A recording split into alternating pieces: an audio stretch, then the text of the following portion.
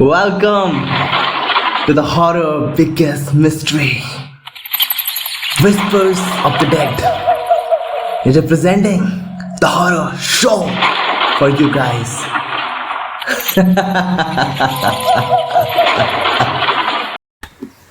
तो आज की कहानी है शापित गांव की रात। एक गांव था जो पूरी तरीके से शापित था, लेकिन कुछ लोग ऐसा होते हैं जो मानते नहीं है कि शापित है भी कि नहीं। कुछ लोग होते ठेठ किस्म के, मेरे को मानना ही नहीं है, क्या ही फर्क पड़ता है कौन सा शापित, मैं नहीं मानता। कहानी भी कुछ ऐसा ही है सर, जरा सुनना ठीक है। तो अरविंद और उसके 3 दोस्त है ना, एक रोमांचक सफर पे जाने के लिए वो लोग बहुत ज्यादा उत्सुक थे। चलते कहीं नया जगह, तो उनका एक प्लान बना। पता नहीं किसी ने बताया होगा कि एक गांव चलते जो कि हमारे निकट था, बिल्कुल नजदीक एक गांव, एक छोटा सा गांव, वहाँ चलते हैं। तो पिछले कई सालों से वो वीरान पड़ा हुआ था, तो उन लोगों ने प्लान बनाया कि वो गांव चलते हैं, घूमते हैं। लेकिन वहाँ के लोग उनको पता है कि आप मत जाइए, वो गांव अगर जाएंगे तो सिंपल सी बात है, वहाँ पे क्या है कि एक शापित, वो एक गांव ही शापित है, वो जो है गांव ही तांत्रिकों से भरा हुआ शापित है, किसी की आत्मा अभी भटक रही है। तो आप अगर जाएंगे तो बहुत बुरी तरीके से फंसेंगे, नो डाउट इन इट, आप बहुत गंदे तरीके से फंसने वाले हैं। तो उनके जो दोस्त हैं, और सिंपल सी बात है, जो उनके दोस्त होंगे वो हमारी तरह ही होंगे, है ना, जो इन बातों को अफवाह मानते हैं, है ना, अफवाहों में बना हुआ ये बात है, हम लोग यही मानेंगे। जो सच्चे तौर पे इस बात को तो हम नहीं मान सकते, क्योंकि हम पढ़े लिखे होते हैं। अब पढ़े लिखे इंसान है, क्या होता है ना कि पैरानॉर्मल एक्टिविटीज पे ज्यादा फोकस नहीं करता, उनको फर्क नहीं पड़ता, क्या ही फर्क पड़ता है, पढ़ लिख के भी ये गवारों वाली बात है। कौन सा शापित, कौन सा शराब, कुछ नहीं लगता जनाब, हमारी जिंदगी पल भर की खत्म हो जाएगी। कोई बात, चलो दोस्त घूमने चलते हैं, यही कुछ हुआ होगा और क्या, है ना। तो उन लोगों ने इस बातों को अफवाह माना और वो छोड़ दिए, इनकी बातों को नहीं सुना, चलते हैं भाई। तो जब वो गांव पहुंचे तो सूरज डूब चुका था और गांव का माहौल सर्द और डरावना हो गया था। सूनी गलियारों में सिर्फ ठंडी हवाएं चल रही थी और पेड़ों की शाखाएं किसी अज्ञात शक्ति से हिल रही थी। पुरानी इमारतें खंडर बन चुकी थी।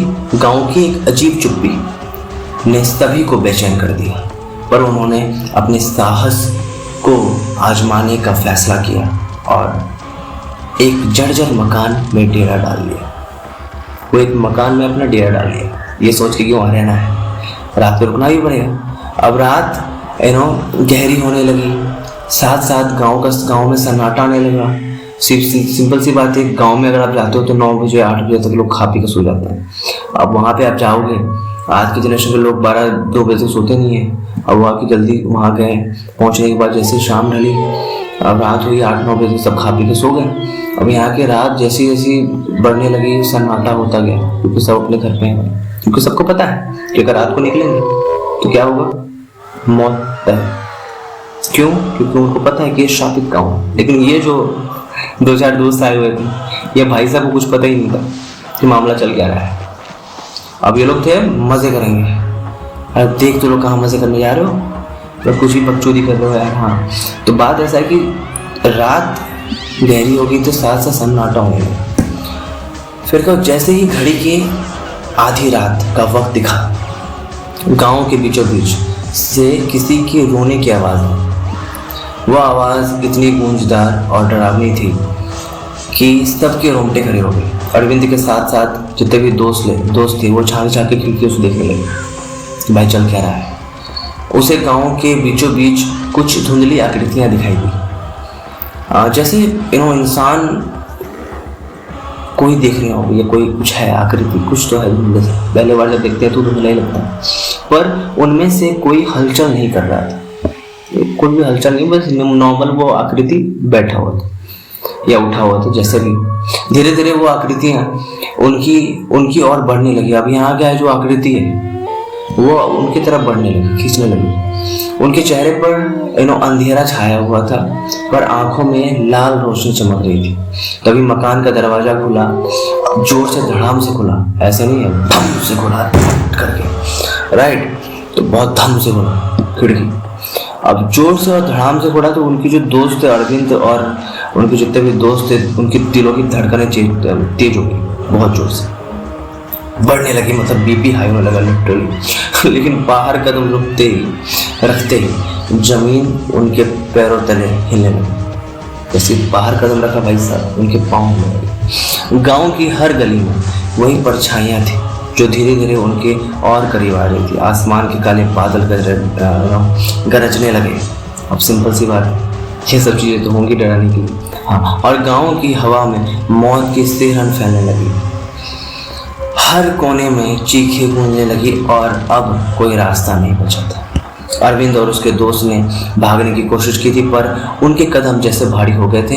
वो चीखते हुए मदद मांग रहे थे लेकिन उनकी आवाज़ कोई सुन नहीं रहा था। एक दोस्त अचानक से नीचे गिर पड़ा और जब अरविंद ने उसे पीछे मुड़कर देखा तो उसने क्या देखा, उसके आंखें फटी की फटी रह गई। दोस्त की जगह वह एक काले धुएं का बादल देख लिया जो उसे निगल चुका था। काला धुआं जो उसको निगल चुका था, उसके एक दोस्त का खत्म।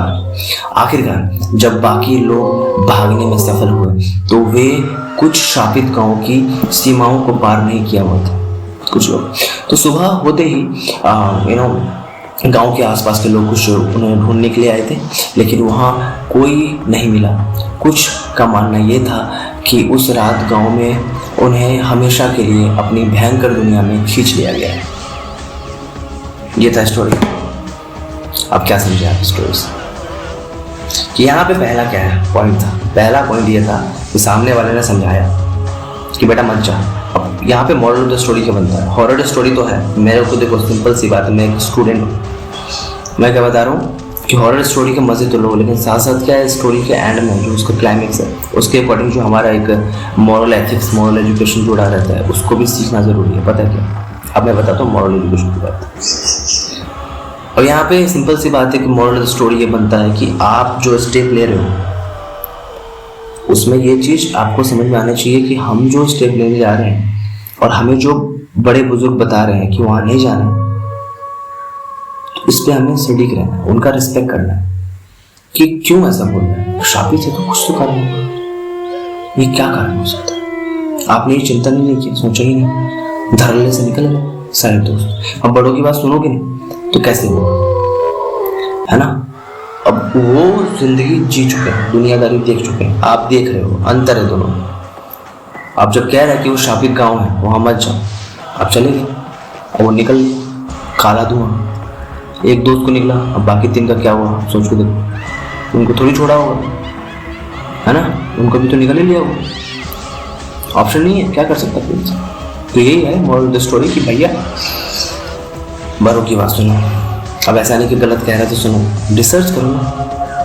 रिसर्च करने में क्या प्रॉब्लम है कि वो सही भी कह रहा है कि नहीं। एक इंसान गलत कह सकता है लेकिन पूरा गांव नहीं कह सकता। एक इंसान गलत कह सकता है लेकिन सारे अनपढ़ नहीं होते, ठीक है? उनसे पूछिए, उन्होंने ये बताया, बाकी से पूछो, क्या पता वो सच बोल रहा हो। लेकिन आपने ऐसा किया नहीं किया। एक इंसान ने ऐसा बोला कि नहीं वो शापित है मत जाओ, और आपने रिसर्च नहीं किया, उनकी बातों को नकारते हुए निकल लिया, तो देखो परिणाम क्या हुआ। तो मॉरल ऑफ द स्टोरी ये है कि भैया आप जो हो ना, कोशिश ये करो कि बड़ों की बात सुने और उसके हिसाब से रिएक्ट करें और रिसर्च करें। हर एक एक्शन के बाद क्या है ना, ये एक्शन के पहले जो है ना रिसर्च करना पड़ता है, तब जाके एक्शन लेना पड़ता है, नहीं तो कंसिक्वेंस ऐसी होती है। समझ लो, ये था मॉरल ऑफ द स्टोरी। बाकी ये हॉरर स्टोरी है, सो मुझे आशा है कि आपको पसंद आया होगा। अगर पसंद आया है तो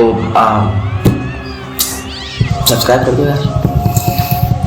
ओके, पाँव पड़ो मैं क्या ही करूँ बताओ क्योंकि मैं इस तरह की स्टोरीज बना रहा हूँ, है ना? एक लाल वाला बटन होगा उधर, ठीक है?